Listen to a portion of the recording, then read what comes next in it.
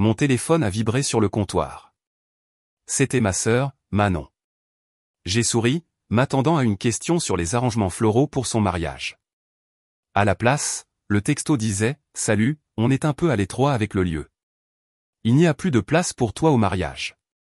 Désolé. » Aussi simplement que ça, j'étais désinvité. Mais ce qu'elle ignorait, c'est que ma présence était la clé de voûte de toute l'organisation. Je m'appelle Léa Dubois, et j'ai 28 ans.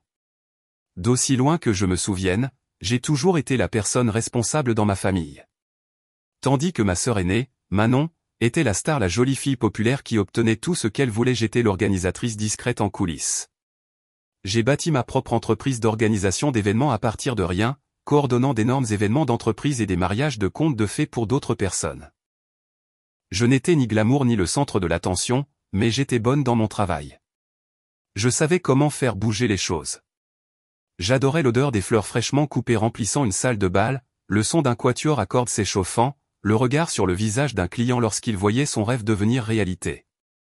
Quand Manon s'est fiancée, j'étais ravi pour elle. J'ai immédiatement offert mes services gratuitement. C'était mon cadeau pour elle, ma façon de m'assurer que son grand jour soit parfait. Pendant 6 mois, j'y ai mis tout mon cœur. J'ai passé des centaines d'heures à négocier avec les prestataires, à concevoir les plans de table jusqu'à ce qu'ils soient parfaits, et à gérer chaque petit cauchemar logistique qui surgissait. Je l'ai fait parce que j'aimais ma sœur. Je ne réalisais juste pas que cet amour était à sens unique. Si vous avez déjà été mis de côté par les personnes qui sont censées vous aimer le plus, abonnez-vous dès maintenant. Dites-moi dans les commentaires d'où vous regardez parce que je veux entendre vos histoires. Je fixais le téléphone, l'écran brillant de ces mots horriblement désinvoltes. Pas de place pour toi. C'était comme un coup de poing dans l'estomac. Pas d'appel téléphonique, pas de véritable explication, juste un texto, comme si elle annulait un rendez-vous pour un café, et non comme si elle m'effaçait du jour le plus important de sa vie. Mes mains tremblaient, alors j'ai posé le téléphone et j'ai immédiatement appelé ma mère. Je m'attendais à ce qu'elle soit furieuse en mon nom. « Maman, tu as vu le texto de Manon ?» ai-je demandé, la voix tremblante. Il y eut une longue pause à l'autre bout du fil, suivie d'un lourd soupir. « Ma chérie, oui, je l'ai vu, dit-elle, la voix lasse. Tu sais, le fiancé de Manon, Alex, a une famille immense. Ils ont dû faire des coupes difficiles. S'il te plaît, ne le prends pas personnellement. » Ne pas le prendre personnellement ? Je pouvais entendre ma voix monter.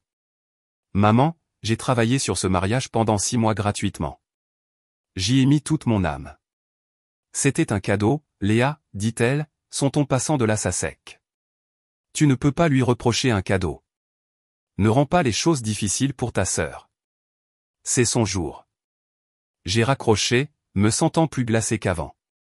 Il n'y avait aucun soutien là-bas, juste l'ordre de me taire et de ne pas causer de problème. Alors, j'ai appelé la seule personne qui devait me l'expliquer. J'ai appelé Manon.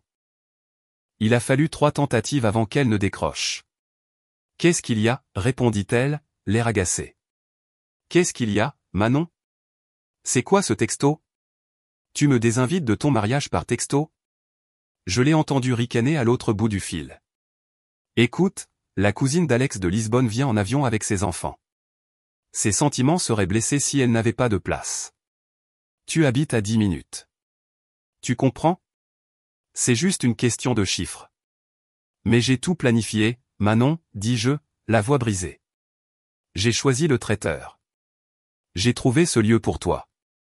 Je t'ai obtenu une réduction sur les fleurs. Et nous en sommes reconnaissants, dit-elle, sa voix dégoulinant d'une fausse douceur. Honnêtement, nous le sommes. Mais la liste des invités est la décision de la mariée, et je ne peux pas simplement désinviter la famille d'Alex. Ça ne ferait pas bonne impression. J'étais sans voix. Le manque total de considération était stupéfiant. Alors que j'étais sur le point de raccrocher, elle a ajouté une dernière chose avec une telle désinvolture que ça m'a coupé le souffle. « Oh, au fait, dit-elle, j'ai encore besoin que tu finalises le paiement avec le fleuriste la semaine prochaine. L'acompte que tu as versé ne couvrait pas la totalité de la facture. Peux-tu t'en occuper ?» L'audace était ahurissante.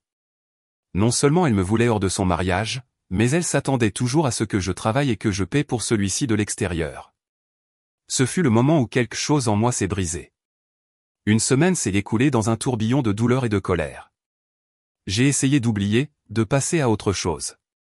Mais ensuite, mon père a appelé.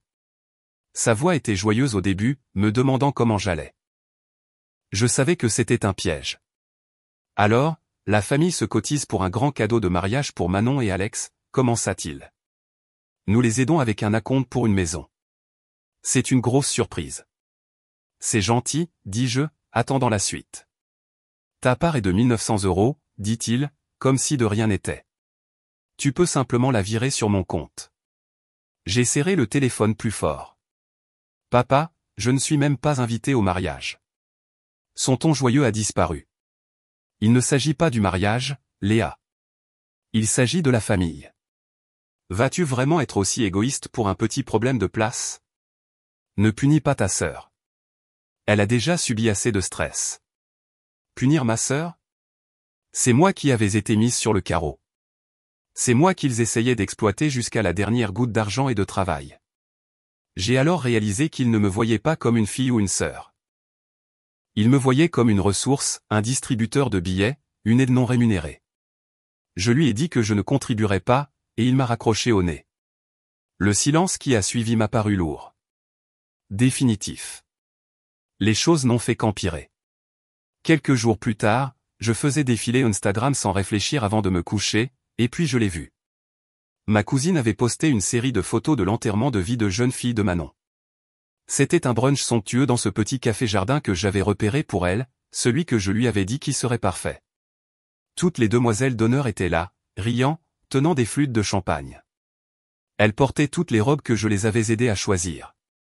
Ma cousine avait posté une photo de groupe, une mère de visage souriant avec Manon au centre, radieuse. La légende disait, célébration de la magnifique future mariée. L'équipe de choc. C'était là, en couleurs vives et joyeuses, la confirmation publique de mon effacement. Je n'avais jamais fait partie de l'équipe de choc. J'étais juste la technicienne qui installait la scène et à qui on disait de partir avant le début du spectacle. J'ai fermé l'application, les images heureuses gravées dans mon esprit. Le sentiment n'était plus seulement de la tristesse. C'était une colère froide et dure qui commençait à ressembler à un carburant. Je les avais laissés me marcher dessus toute ma vie, mais c'était différent. L'insulte finale est arrivée 10 jours avant le mariage. Mon téléphone a sonné, et c'était Manon. J'ai failli ne pas répondre, mais je l'ai fait. Sa voix était un ouragan de panique. Léa, Dieu merci tu as décroché. C'est une catastrophe, s'écria-t-elle. Le groupe vient d'annuler. Leur chanteur a la Covid ou quelque chose comme ça. Le mariage est dans 10 jours. Tu dois arranger ça. Elle n'a pas demandé, elle a exigé. Elle s'attendait à ce que je reprenne le rôle de celle qui arrange tout, l'organisatrice, celle qui nettoie tous les dégâts. J'ai pris une profonde inspiration et, pour la première fois, je ne lui ai pas donné ce qu'elle voulait. Je ne suis plus ton organisatrice, Manon, dis-je, la voix parfaitement calme. Il y eut un silence stupéfait. Puis sa panique s'est transformée en pur venin. Je ne peux pas te croire, hurla-t-elle au téléphone. Après tout ce que j'ai fait pour toi, tu es incroyablement mesquine. Tu dois savourer ça, n'est-ce pas? Tu adores probablement que ça arrive. Je n'ai pas dit un mot. J'ai juste raccroché le téléphone. Le clic a résonné dans la pièce silencieuse, et à cet instant, ma décision était prise. Je n'allais pas rester à la maison à m'apitoyer sur mon sort. Je n'allais pas leur donner cette satisfaction. Je me suis dirigé vers mon ordinateur portable, l'écran illuminant mon visage. J'ai ouvert un site de voyage. En quelques clics, j'ai réservé un voyage non remboursable d'une semaine en Martinique. Mon vol était prévu pour le matin de son mariage. Ce que Manon et mes parents n'ont jamais compris à propos de mon entreprise, c'est que je ne fais pas que planifier des fêtes. Je gère le risque. Je protège mes clients, et je me protège moi-même. Chaque contrat de prestataire que je signe est une forteresse de clauses et de conditions. Ce sont des documents professionnels, juridiquement contraignants, pas des accords informels. J'avais appris très tôt qu'il faut protéger son travail. Et voici le détail crucial qu'ils avaient tous négligé dans leur empressement à m'utiliser, chaque contrat pour ce mariage, le lieu historique avec ses magnifiques jardins, le traiteur 5 étoiles célèbre pour son menu de la ferme à la table, le fleuriste très recherché qui faisait des merveilles avec les pivoines, L'entreprise fournissant le linge de table en soie spéciale n'était pas signée par Manon ou mes parents, mais par moi. Il était signé au nom de mon entreprise, Léa Événements SARL. Les acomptes, qu'il considérait comme mon cadeau, n'étaient pas des dons en espèces de mon compte personnel. C'étaient des dépenses professionnelles payées depuis mon compte d'entreprise, tout enregistré et avec des reçus. Il pensait que j'allais simplement me soumettre et accepter l'humiliation. Il me voyait comme la petite sœur tranquille, la bonne poire sur laquelle il pouvait toujours compter pour absorber leur égoïsme et en redemander. Il supposait que tout était verrouillé, payé et prêt à l'emploi. Mais ils n'ont jamais pris la peine de lire les petits caractères. Ils n'ont jamais pensé à demander quel nom figurait réellement sur les papiers. Ils ne savaient pas que, légalement, l'événement tout entier n'appartenait pas à Manon. Il appartenait à mon entreprise, et les contrats avaient tous une clause standard, le solde final pour tous les services était dû en totalité exactement 7 jours avant la date de l'événement. Si ce solde n'était pas payé, le contrat était nul. Avant de faire quoi que ce soit, je devais être sûr. J'ai appelé mon amie Sophie, une avocate pragmatique qui m'avait aidé à rédiger mes contrats d'entreprise au tout début. Je l'ai rencontrée pour un café, étalant la pile de paperasse sur la petite table entre nous. J'ai tout expliqué, le texto, les appels, les demandes d'argent, l'enterrement de vie de jeune fille. Elle a écouté patiemment, son expression devenant de plus en plus sérieuse à chaque mot. Quand j'ai eu fini, elle a pris le contrat du lieu, ses yeux parcourant la page. Elle a hoché lentement la tête. « Tu as toutes les cartes en main, Léa, dit-elle, la voix ferme. Ces prestataires ont une obligation légale envers toi et uniquement toi, pas envers ta sœur. Si le paiement final n'est pas effectué avant la date limite, tu es tout à fait dans ton droit d'annuler tout. Les acomptes te sont remboursables, moins de petits frais administratifs. C'est écrit noir sur blanc ici. » Elle m'a regardé dans les yeux. « Ce n'est pas de la mesquinerie, dit-elle. Ce sont les affaires. Ils ont traité tes services professionnels comme un paillasson. Tu as tout à fait le droit de leur retirer ce paillasson de sous les pieds. » Sa validation fut le dernier coup de pouce dont j'avais besoin. Il ne s'agissait pas de vengeance. Il s'agissait de respect. Il s'agissait de récupérer ma valeur. Ce soir-là, un nouveau message est apparu dans la discussion de groupe familial, celle dont je faisais encore inexplicablement partie. C'était de Manon, crise évitée. J'ai trouvé un super digi à la dernière minute. Vous voyez, tout s'arrange quand on ne laisse pas les gens négatifs nous barrer la route. J'ai lu ces mots, et je n'ai pas ressenti de pincement au cœur. Je n'ai ressenti que de la détermination. Ils étaient complètement inconscients, avançant dans leur petite bulle d'arrogance, convaincus d'avoir gagné et que je ne faisais que bouder à la maison. Ils n'avaient aucune idée que le sol était sur le point de se dérober sous leurs pieds. J'ai passé l'après-midi suivant à faire ce que je fais de mieux, du travail administratif. D'une main calme et sûre, j'ai rédigé 4 courriels distincts, un pour chaque prestataire principal. Le langage était poli, professionnel et direct. J'ai joint les sections pertinentes de leur contrat, en surlignant la clause de paiement final et d'annulation pour leur convenance. Le corps du courriel était simple, acquis de droit, en tant que cliente enregistrée pour l'événement prévu le 30 août, je vous écris pour vous informer que je ne verserai pas le paiement final comme stipulé dans notre contrat.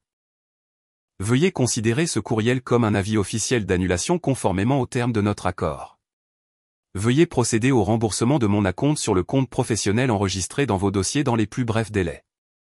Cordialement, Léa Dubois, PDG, Léa Événements SARL. Je ne l'ai pas écrit avec colère. Je l'ai écrit avec l'efficacité froide d'une chef d'entreprise prenant une décision judicieuse. Ensuite, j'ai programmé l'envoi automatique des 4 courriels à 9 h le lendemain matin, exactement une semaine avant le mariage. Les courriels sont partis à 9 h précises. Pendant quelques heures, ce fut le silence. J'imagine les messages arrivant dans les boîtes de réception, ouverts par les gestionnaires de compte. J'imagine les appels téléphoniques polis qui ont été passés. Puis, vers midi, le chaos a commencé. Le premier appel que Manon a reçu venait du directeur du lieu, un homme nommé Monsieur Durand, avec qui j'avais passé des semaines à négocier. « Bonjour, Manon, dit-il, sont-on professionnellement navré. Je vous appelle pour confirmer que nous avons reçu un avis d'annulation de la part de Léa Événements pour votre réservation de samedi prochain. Nous sommes vraiment désolés, mais la date n'est plus réservée pour vous. » Manon a ri, pensant que c'était une erreur. « C'est ridicule, dit-elle. Ma sœur fait juste sa comédie. Le mariage a bien lieu. Je crains que le contrat ne soit avec son entreprise, répondit-il poliment, et le paiement final n'a pas été reçu. Nous devons libérer la date. C'est notre politique. Elle lui a raccroché au nez, confuse et en colère. Mais ensuite, le traiteur a appelé avec le même message, puis le fleuriste, puis l'entreprise de location de linge. Les fondations de sa journée parfaite s'effondraient, un appel à la fois. Mon téléphone a finalement sonné. L'écran affichait le nom de Manon. J'ai pris une gorgée de mon thé, l'ai laissé sonner une fois de plus, puis j'ai répondu en mettant le haut-parleur. « Que as-tu fait » hurla-t-elle, sa voix une arme stridente et paniquée. Le lieu a annulé. Le traiteur a annulé. Ils ont tous annulé. Je pouvais entendre ma mère crier en arrière-plan, « Léa, tu dois arranger ça. C'est un cauchemar. Comment as-tu pu faire ça à ta propre sœur ?» Ma voix, en revanche, était parfaitement calme. Je n'ai rien fait, dis-je, regardant par la fenêtre le ciel bleu et clair. Vous m'avez dit qu'il n'y avait pas de place pour moi au mariage, alors je me suis retiré, ainsi que mon entreprise. Tu as ruiné mon mariage pour te venger de moi. Cria Manon, sa voix se brisant sous des larmes de rage, pas de tristesse. Non, Manon, répondis-je, ma voix stable et forte. Tu as essayé de m'humilier après que je t'ai donné mon temps, mon expertise et mon argent gratuitement. Tu n'as pas le droit de me traiter comme une moins que rien tout en profitant de mon travail. Ces contrats étaient à mon nom. Les acomptes provenaient du compte de mon entreprise. Mon père a alors pris le téléphone, sa voix tonnant de fureur. Tu vas les rappeler et tu vas arranger ça tout de suite, jeune fille. C'est ta famille. Je ne peux pas, dis-je simplement. C'est déjà fait. L'annulation est traitée. Au fait, ajoutai-je, portant le coup de grâce, les acomptes, qui totalisaient plus de 9 500 €, ont déjà été remboursés sur mon compte d'entreprise. Je vous ai transféré toutes les confirmations par courriel.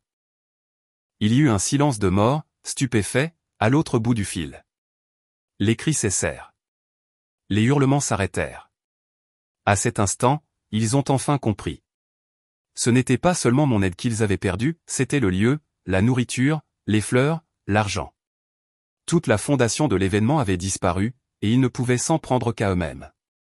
J'ai raccroché le téléphone et je l'ai éteint. Je ne ressentais plus de colère.